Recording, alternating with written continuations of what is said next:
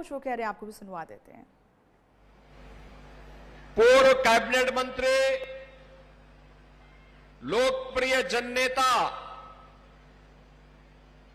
स्वर्गीय राजपाल त्यागी जी की स्मृतियों को नमन करते हुए उनकी पुण्यतिथि की पूर्व संध्या पर मूर्ति अनावरण कार्यक्रम के अवसर पर उन्हें विनम्र श्रद्धांजलि अर्पित करता हूं। बहन और भाइयों, राजनीति जन सेवा का माध्यम हो सकता है और जब जनता की सेवा का माध्यम राजनीति बनती है तो राजनेता को लोकप्रियता के चरम पर पहुंचाती है। स्वर्गीय राजपाल त्यागी जी का सार्वजनिक जीवन के इतिहास को जब हम अवलोकन करते हैं तो हम सबको स्पष्ट दिखाई देता है। 6 बार विधायक होना और उसमें 2 बार निर्दल विधायक होना, 2 बार प्रदेश सरकार में स्वतंत्र प्रभार का मंत्री होना और 2 बार कैबिनेट मंत्री होना, यह उनकी लोकप्रियता को, जनता के मन में उनके प्रति अगाध प्रेम को और उनके द्वारा सार्वजनिक जीवन को जनता के प्रति समर्पण को प्रस्तुत करने का एक माध्यम है। ऐसे एक आदर्श जननेता की मूर्ति के अनावरण कार्यक्रम में आज मुझे अजीत पाल त्यागी जी ने आमंत्रित किया। मैं उन्हें हृदय से धन्यवाद देते हुए स्वर्गीय राजपाल त्यागी जी की स्मृतियों को नमन करता हूं। उनकी पुण्य स्मृति में कल उनकी पावन पुण्यतिथि है। इस अवसर पर उनके श्री चरणों में नमन करते हुए विनम्र श्रद्धांजलि अर्पित करता हूं। बहनों और भाइयों, माता पिता का त्याग और उनकी साधना उनके पुत्र के कार्यों में झलकती है। आज उनके माता और पिता का जो तपस्या थी, जो साधना है, लोक कल्याण के प्रति समर्पण का भाव है, आज उसी का परिणाम है। श्री अजीत पाल त्यागी लगातार यहां से विधायक बनकर के अपने पिता के उन कार्यों को निरंतरता प्रदान कर रहे हैं। आप सबका यह उत्साह उस प्रेम को और उस सेवा को आज यहां पर प्रस्तुत कर रहा है। बहनों और भाइयों, आज मुझे गाजियाबाद में आने का अवसर प्राप्त हुआ। गाजियाबाद अपनी पहचान रखने वाला एक जनपद, भगवान दुग्धेश्वर नाथ का पावन जनपद, हिंडा नदी जिस जनपद को भी सिंचित करती है, अपनी हस्तशिल्प के लिए जगविख्यात गाजियाबाद जनपद। लेकिन 1 दशक पहले गाजियाबाद जनपद की स्थिति क्या हो गई थी?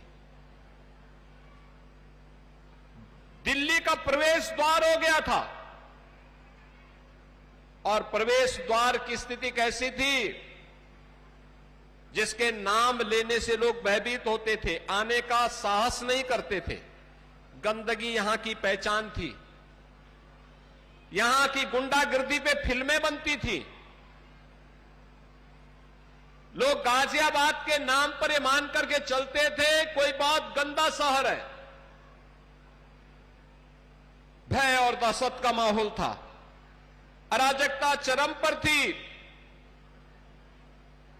लेकिन आज का गाजियाबाद, आपने बहनों और भाइयों, 10 वर्ष पहले गाजियाबाद में अराजकता, गुंडागर्दी और गैंगवार के संघर्ष को भी यहां देखा है। और आज सुशासन के मॉडल के तहत आज का नया गाजियाबाद जो पहचान बना रहा है, वह भी आज आप सबको दिखाई दे रहा है।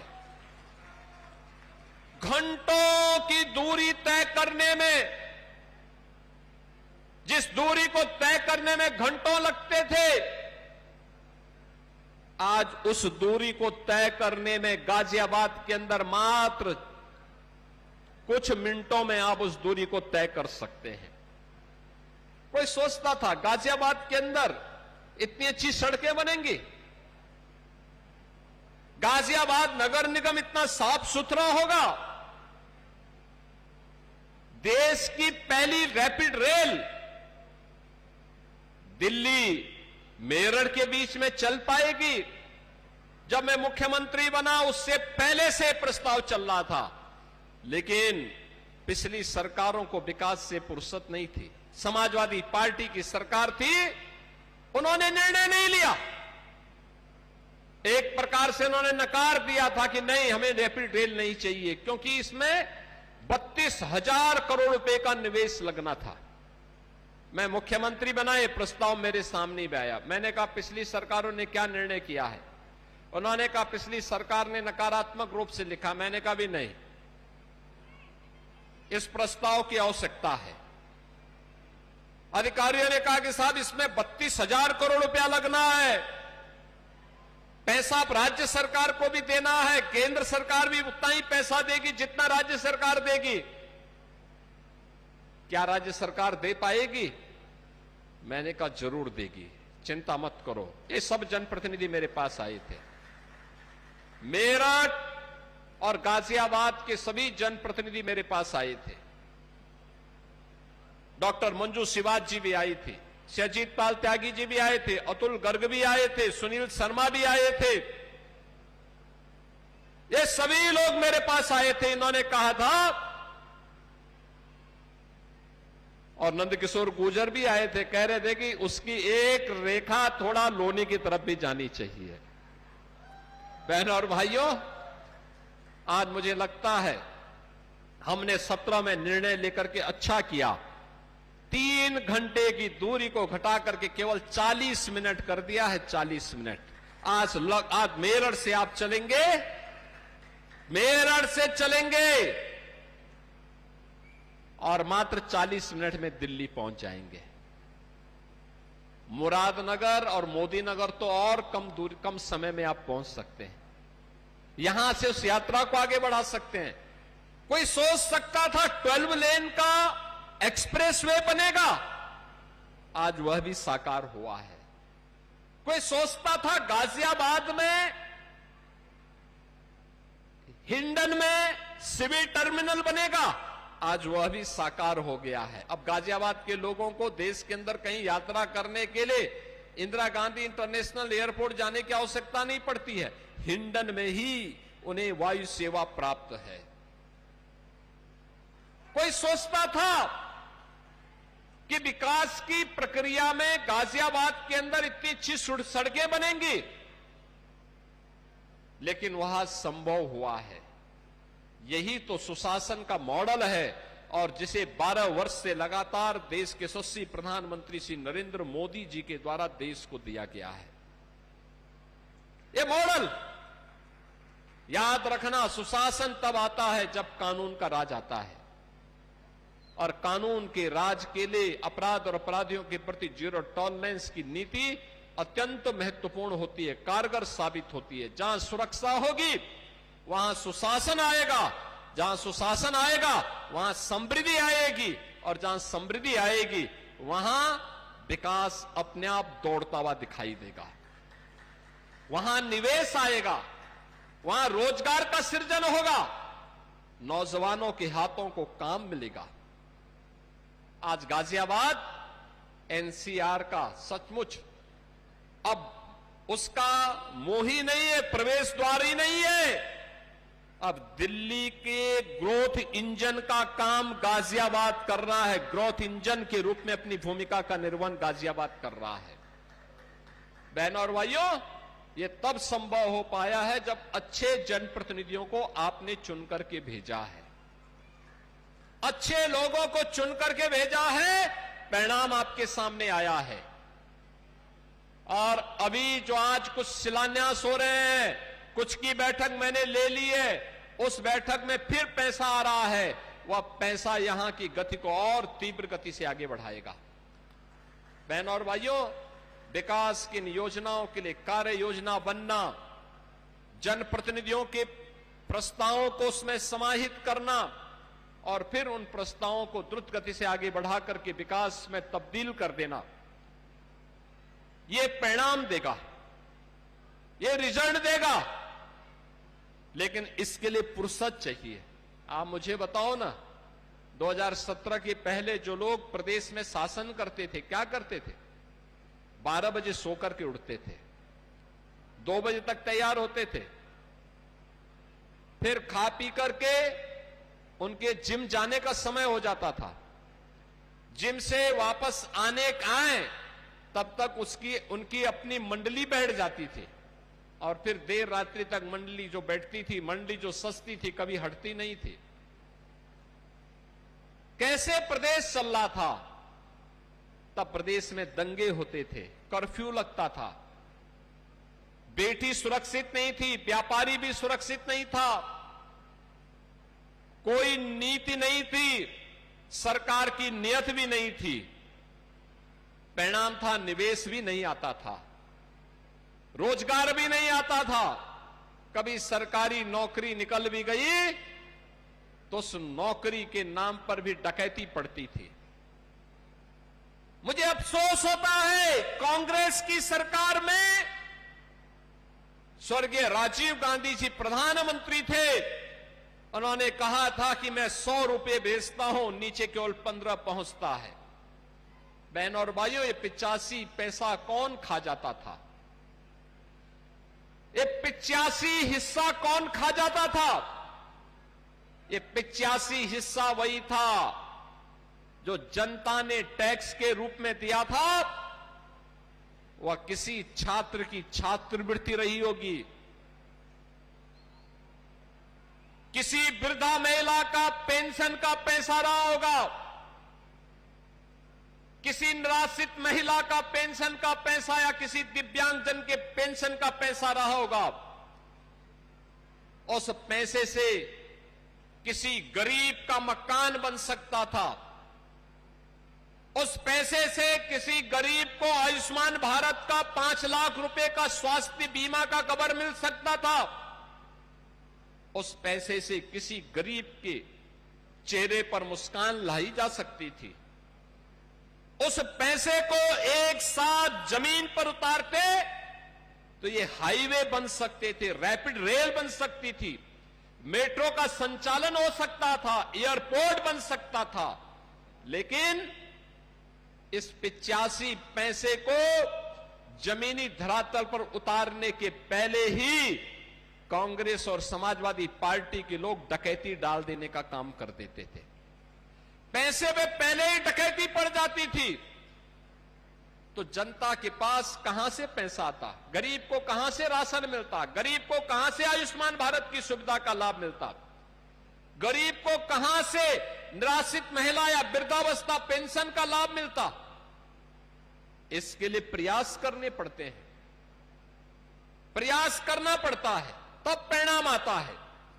और आज परिणाम के लिए ये डबल इंजन की सरकार, एनडीए की सरकार, प्रधानमंत्री मोदी जी के मार्गदर्शन में, उनके नेतृत्व में कार्य करते हुए आज उस परिणाम को देने का कार्य कर रही है। और उसी परिणाम के फलस्वरूप अब गाजियाबाद अपनी एक नई पहचान के रूप में आगे एक नाम कर रहा है। अब देश के अंदर स्वच्छता की रैंकिंग आती है, हमारा गाजियाबाद भी उस रैंकिंग में अपना स्थान बनाता है। अब गाजियाबाद के नाम पर कोई फिल्म नहीं बनती है, बल्कि गाजियाबाद में नए नए निवेश आते हैं। आवासीय कॉलोनी हर नंदीपुरम के रूप में एक नई आवासीय कॉलोनी आती है, विकास की गति आगे बढ़ती है। और अगर किसी ने कानून को हाथ में लेने का कार्य किया तो उसे मालूम है कि उसके लिए फिर 2 ही जगह हो जाती है, तो जेल होती है या जहन्नुम होता है, इसके अलावा कोई तीसरी जगह नहीं होती है। बहनों और भाइयों, आज आप एक बात देख रहे होंगे, कांग्रेस और समाजवादी पार्टी आज आस्था की बात कर रही है। आस्था की बात, इनके मुंह से आस्था की बात बड़ी हास्यास्पद लगती है। ये कौन लोग हैं जो आज आस्था की चर्चा कर रहे हैं? ये वही लोग हैं जिन्होंने कभी कावड़ यात्रा पर रोक लगाई थी। इनको हर हर बम बम पर इनको आपत्ति थी। किसी व्यापारी पर बम फेंकने पे इनको आपत्ति नहीं होती थी। कट्टा और बम बनाने में इनको आपत्ति नहीं होती थी। लेकिन हर हर बम बम बोलते हुए चलने वाले शिव भक्तों पर इनको आपत्ति होती थी। इनको इस केसरिया रंग से ही चिढ़ होती थी। ये वही लोग हैं जिन्होंने श्री कृष्ण जन्माष्टमी के पर्व और त्योहार को रोका था, जिन्होंने रामनवमी की शोभा यात्रा को प्रतिबंधित किया था, जिन्होंने दुर्गा पूजा के पंडालों पर रोक लगाने का काम किया था। ये वही सपा है, ये वही कांग्रेस है। मैं सत्र में आकर के बहुत चकता जब कावड़ यात्रा का समय आया, बैठक हो रही थी, पुराना शासनादेश निकाला गया तो शासनादेश में था कि कावड़ यात्रा से दंगे हो सकते हैं, इसलिए उसको रोका जाना चाहिए, और कोई निकलता है तो घंट घड़ियाल शंख इन सब को रोका जाना चाहिए। अधिकारी मेरे पास लेके आए, मैंने कहा भी क्या आप लोगों ने तैयारी की है? उन्होंने कहा साहब ये होता रहा है, शांतिपूर्ण ढंग से निपट जाएगा, उसके बाद कोई करने की आवश्यकता नहीं पड़ेगी। मैंने कहा भी नहीं, ये कावड़ यात्रा है, नोट करना, शिव भक्तों की यात्रा है, देवादिदेव महादेव के प्रति समर्पण की यात्रा है। हर तबके का व्यक्ति जाता है, दलित भी, वंचित भी, पिछड़ी जाति का व्यक्ति भी, हर शिव भक्त मस्ती के साथ भगवान शिव के भक्ति में लीन होकर किस यात्रा में भाग लेता है। हमारा काम उन्हें सुविधा देना है, सुरक्षा देना है। हम सुरक्षा दें, हम सुविधा दें, और कहीं कोई प्रतिबंध नहीं करना है। लोगों ने कहा साहब दंगे होंगे, मैंने कहा उसके लिए मैं हूं, चिंता मत करो, कोई दंगा नहीं होगा, कोई दंगा नहीं होगा, उसकी गारंटी मैं लूंगा, क्योंकि मैं जानता हूं सच्चा भक्त कभी अनुशासनहीनता नहीं करता है, उच्छृंखलता सच्चा भक्त नहीं कर सकता है, वो मर्यादा में चलता है, वो समरसता का पाठ उसके जीवन का हिस्सा होता है, वो ईश्वर की लीला पे विश्वास करता है। कहा कि मैंने कहा ये यात्रा होनी है, और बहनों और भाइयों आप देखते होंगे देश के अंदर सबसे बड़ी कावड़ यात्रा कहीं से निकलती है तो यात्रा निकलती है हरिद्वार से गाजियाबाद के बीच में निकलती है। लोग उत्सुक होते हैं, अब लोग उसमें देखने आते हैं, विदेशी भी आते हैं, कैसे होता है, कैसे पैदल चलते हैं, इतनी बड़ी यात्रा, इतनी लंबी दूरी कैसे पैदल तय हो जाती है। ये भारत के अंदर ही संभव है। जिन्होंने आस्था के इस महत्व को नहीं समझा था, वे कभी राम मंदिर का विरोध करते थे और कभी कावड़ यात्रा का विरोध करते थे, श्री कृष्ण जन्माष्टमी में रोक लगाते थे। लेकिन आज मैं कह सकता हूं अब कोई कावड़ यात्रा को रोक नहीं सकता है, क्योंकि शिव भक्त अब मजबूती के साथ आते हैं। बहनों और भाइयों, बहुत शीघ्र फिर से कावड़ यात्रा आने वाली है। मेरी अपील होगी सभी कावड़ संघों से और सभी शिव भक्तों से, यह आयोजन हमारा अपना है, उसके मर्यादा को, उसके अनुशासन को हमें स्वयं बना के रखना है। हमें किसी विरोधी को अवसर नहीं देना है। बाकी तो ये डबल इंजन की सरकार सारा काम करेगी, कोई समस्या नहीं आएगी। लेकिन हम अपने स्तर पर कहीं भी कोई अनुशासन भंग न करें। बेहतर समन्वय प्रशासन के साथ आप बना देंगे तो भव्य तरीके के साथ हम इस कावड़ यात्रा को निकालने का प्रबंध करवा देंगे। और अब तो कावड़ मार्ग ही बन गया है यहां से हरिद्वार तक का। और बहनों और भाइयों, ये होती है आस्था को सम्मान। आस्था को सम्मान वह है जो दुग्धेश्वर नाथ मंदिर में आज एक कॉरिडोर का निर्माण हो रहा है और पुरा महादेव में आदि योगी की भव्य प्रतिमा और एक भव्य कॉरिडोर का निर्माण हो रहा है। श्री राजकुमार सांगवान जी यहां पर है। भव्य कॉरिडोर का निर्माण हो रहा है। अयोध्या में राम मंदिर का निर्माण होने के साथ ही अयोध्या एक नई अयोध्या के रूप में हम सबके सामने है। काशी में काशी विश्वनाथ धाम है, विंध्यवासिनी में मां विंध्यवासिनी धाम है। ये सभी पवित्र तीर्थ स्थल फिर से जगमगाते हुए दिखाई दे रहे हैं। यह है आस्था का सम्मान। आस्था वह नहीं होती है जिसको सपा और कांग्रेस वोट बैंक के लिए भुनाना चाहते हैं। और बहनों और भाइयों, आज मैं इस अवसर पर आप सबके बीच में आया हूं आपसे कहने के लिए। मुझे अजीत पाल त्यागी जी ने कहा कि मेरे पूज्य पिता की पुण्यतिथि है, उनकी मूर्ति का अनावरण होना है। मैंने कहा मैं कहीं भी रहूंगा, मैं जरूर आऊंगा, चिंता मत करना, मैं जरूर आऊंगा। और बहनों और भाइयों, ऐसे राजनेता को जिन्होंने जनता के दिल में स्थान बनाया हो, प्रदेश सरकार में अपनी सेवा दी हो, ऐसे स्वर्गीय राजपाल त्यागी जी की इस भव्य प्रतिमा के अनावरण कार्यक्रम में आज मुझे आने का अवसर प्राप्त हुआ है। और इसी बहाने मुरादनगर और मोदी नगर की विकास परियोजनाओं को 668 करोड़ रुपए की 90 परियोजनाओं का आज यहां पे लोकार्पण और शिलान्यास हो रहा है। इसका भी मुझे दोनों विधानसभाओं के हमारे दोनों विधायक और दोनों सांसद, यानी दोनों विधायक श्री अजीत पाल त्यागी जी भी हैं, डॉक्टर मंजू सिवाच जी भी हैं।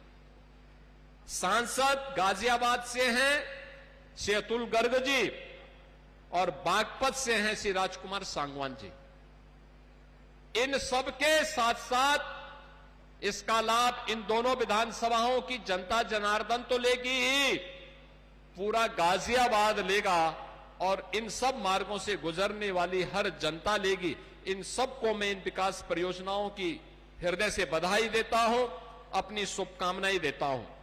विकास कैसे होता है अब हमारा एनसीआर बता रहा है।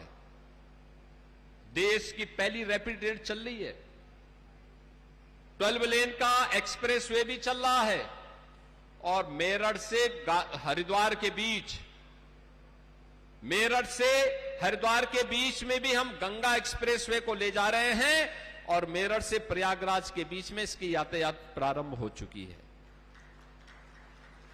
ईस्टर्न एंड वेस्टर्न पेरिफेरल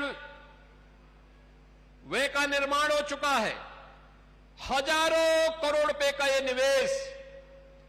और अभी प्रधानमंत्री जी के कर कमलों से हम लोगों ने उत्तर प्रदेश के 5वें international airport, Noida international airport Jewar के लोकार्पण का कार्यक्रम भी किया है।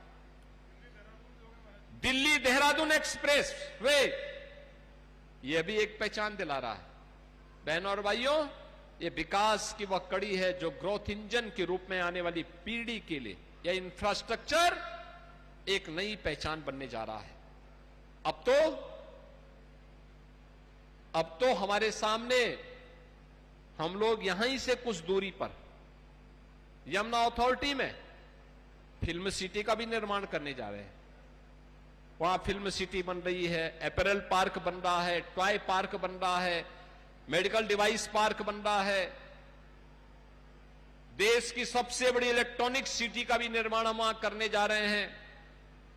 नौजवानों के लिए ढेर सारे रोजगार की सुविधाओं को वहां लेकर के आ रहे हैं। बहनों और भाइयों, यह तब होता है जब निर्णय लेने की सामर्थ्य होती है और अच्छे जनप्रतिनिधि चुने जाते हैं। और मैं धन्यवाद दूंगा, आप लोगों ने अच्छे जनप्रतिनिधि चुने और अच्छे जनप्रतिनिधि चुन करके आज विकास की इस प्रक्रिया को मजबूती के साथ आप आगे बढ़ाने में अपना योगदान दे रहे हैं। मैं एक बार फिर से इन परियोजनाओं के लिए आप सभी को बधाई देता हूं। दोनों विधायक और दोनों माननीय सांसदों को हृदय से अभिनंदन करता हूं और स्वर्गीय राजपाल त्यागी जी की स्मृति को नमन करते हुए विनम्र श्रद्धांजलि अर्पित करते हुए अपनी वाणी को देता हूं विराम। जय जय श्री राम।